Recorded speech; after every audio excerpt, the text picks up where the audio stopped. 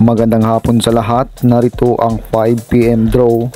Araw ng Sabado, September 23, 2023. Para sa 2D Lotto, 10, 17 and exact order. Para sa 3D Lotto, 8, 9, 7 and exact order. Congratulations sa mga nanalo. Mag-like, subscribe para updated kayo sa mga susunod na draw. Maraming salamat at magandang hapon.